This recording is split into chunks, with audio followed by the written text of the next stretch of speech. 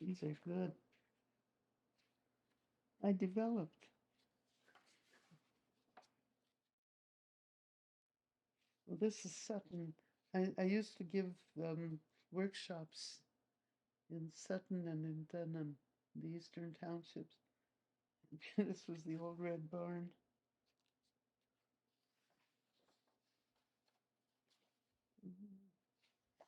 Those were wonderful times.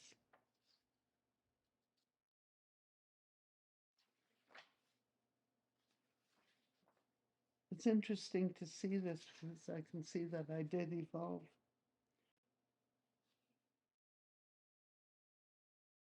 Painter, printmaker, etcher, and teacher Rita Briansky was born in 1925 in Grajewo, Poland. She immigrated to Canada in the late 1920s and has been living and creating in Montreal since 1941. Rita's artistic practice has won her multiple awards, and her work is included in the permanent collections of institutions such as the National Gallery of Canada, the Winnipeg Art Gallery, and the Montreal Museum of Fine Arts, and is on permanent display at the Jewish General Hospital. Yeah. This is a good one. We sat down with Rita for tea at her Montreal home in January 2023 and spoke about lifelong learning and seeing through art. While her paintings and etchings are widely recognized, we wanted to learn more about the expansive collection of her sketchbooks at the JPL, over half a century's worth. Since sketchbooks often tell a lot about an artist's practice and life in such a personal way, we pulled a selection for her, many of which she had not seen in decades, and started with a simple question: what purpose did these sketchbooks serve? I never thought that there was a purpose.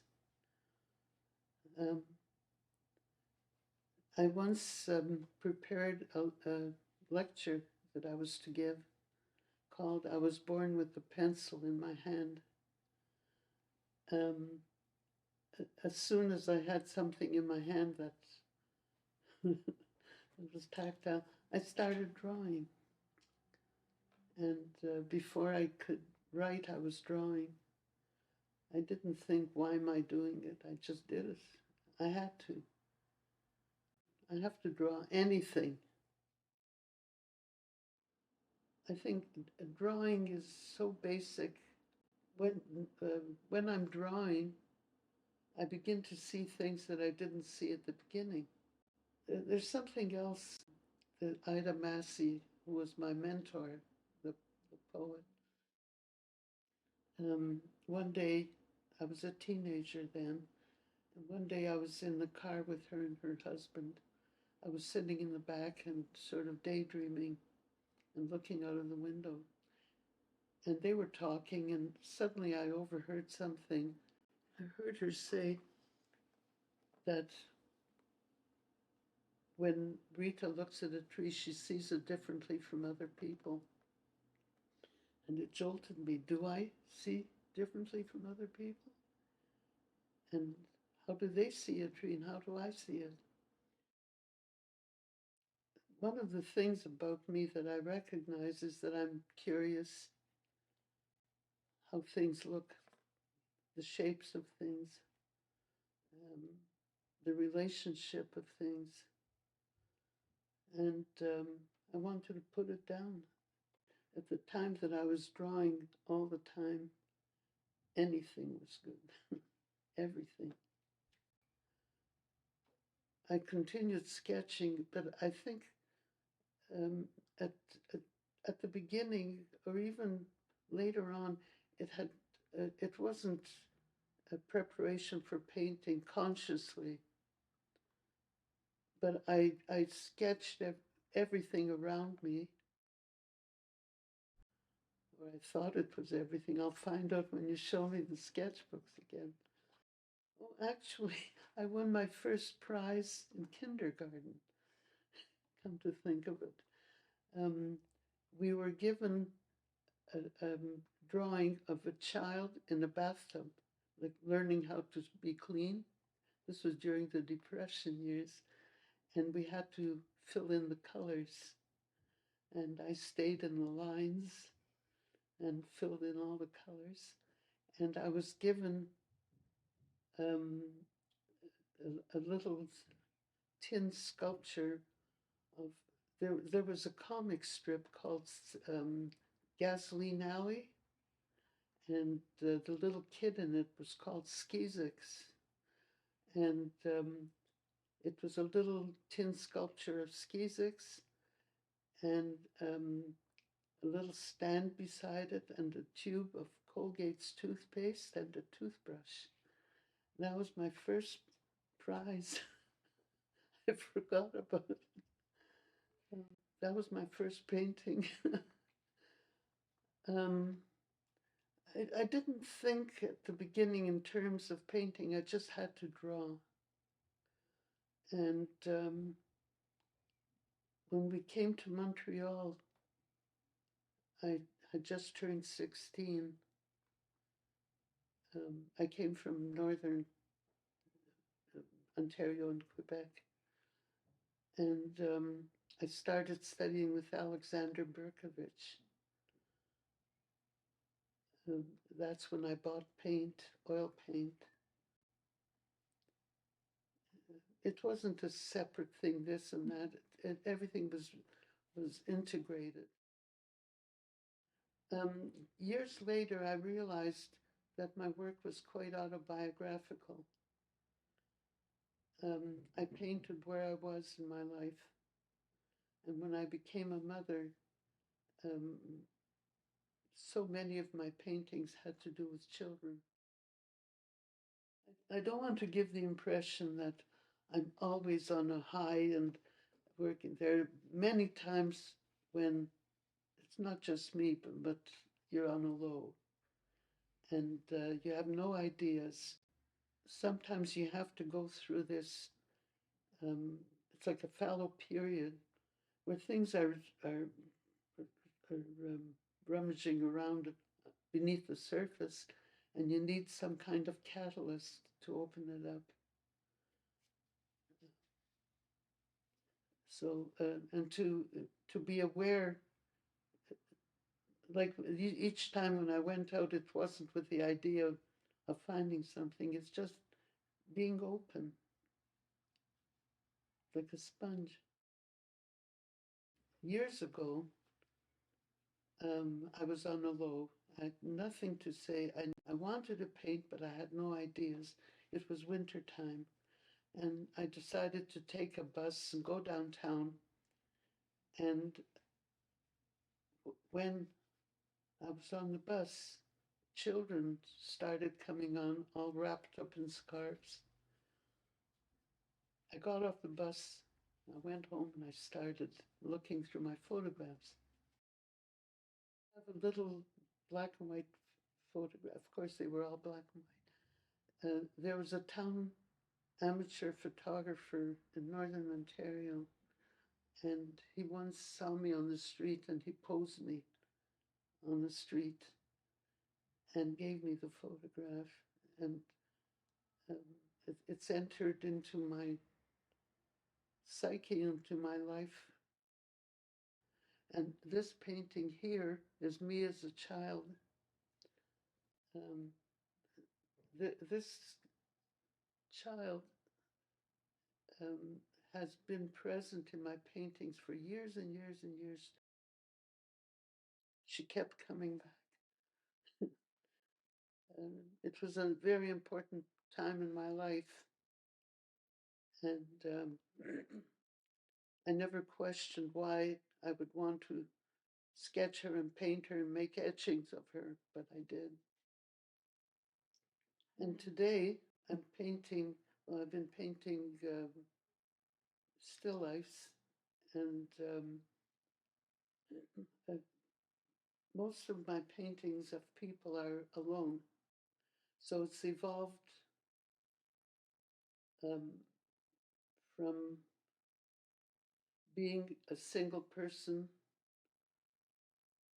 to having children and drawing and painting young people, to eventually renting a studio downtown.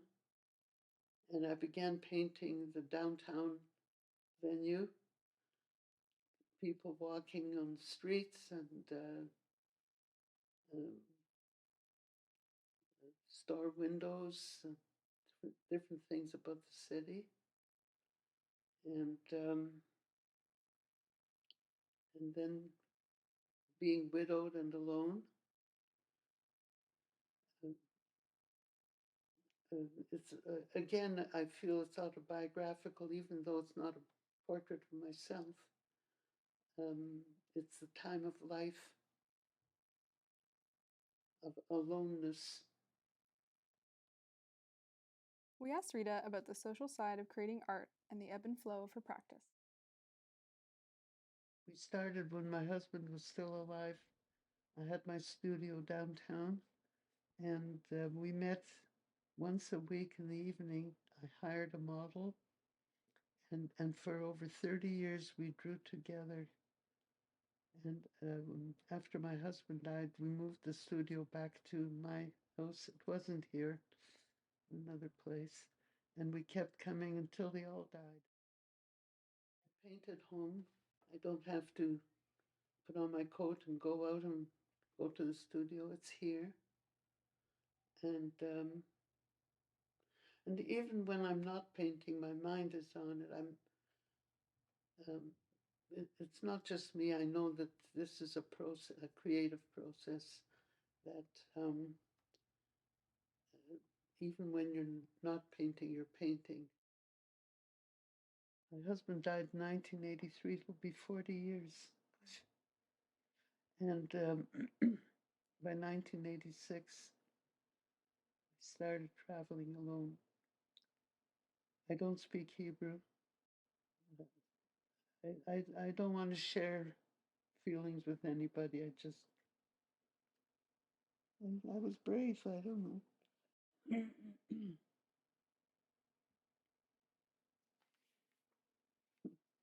This must be the Dead Sea.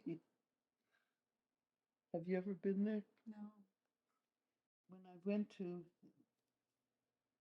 Israel, I was overwhelmed by the desert. And when I came back, I made a series of paintings of the desert.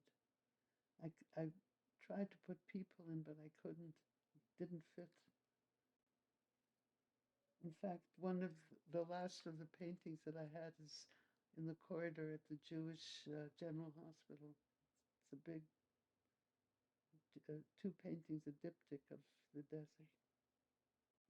I started traveling, and I went as often as I could while I could. I was in India. I stayed with friends in India. I wasn't a tourist, I was a guest, which made a big difference. And I was in Mexico, Spain, England. Now in her 97th year, Rita continues to teach art, and we discussed a few of the vital lessons she's passing on to her students. I'm frequently asked, how long did it take you to make this painting? And people ask that not just of me, but of others. And the story is where a man went to an artist studio and looked at the paintings, and there was one that he liked, and he asked the artist, how long did it take you to make this painting? And the artist said, 30 years at half an hour. There are many paintings that don't work, but you learn something from them. And one of the things I've said frequently to people in the class, when we go to an exhibition, or if we go through a book of painting or drawings, do you think this is all that the artist made? Do you know how many were destroyed before?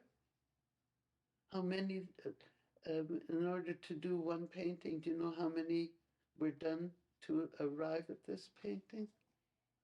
It's like anything, learning to drive to, or whatever, learning to cook. But did you ever hear of Joseph Campbell? Uh, one of the things that he was well known for, one of his expressions was follow your bliss.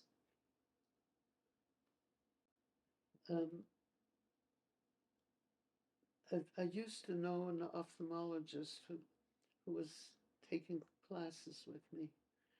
And he was very frustrated. His work was very delicate. And there were some people in the class that painted very almost aggressively. He wanted to paint big things and he couldn't do it. And one day, and I did everything I could to get him to paint the way he wanted to. And one day he said, I can't let go. He said, the work I do is in a dark, small place, working in the eye. He said, I can't let go. So I said, then don't. Then paint who you are, not what you think you should be. And he turned out to paint and draw small things that were big. And he loved lots of detail. He traveled a lot. And the detail in buildings.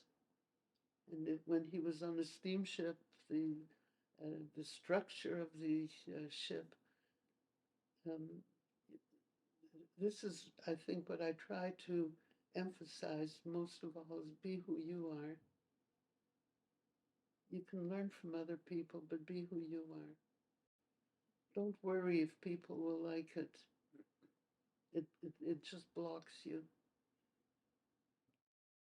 I took my class to a park. This was before I was on Zoom. And one of my students painted some trees for the first time. And after it was over, he said to me, before this, when I looked at a tree, it was a tree. Just a tree. Now I see color and shape and light and dark. He sees so much. This is how you learn to see by doing it.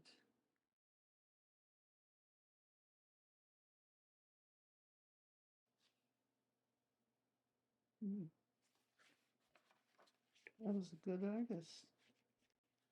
Still are, I'd say.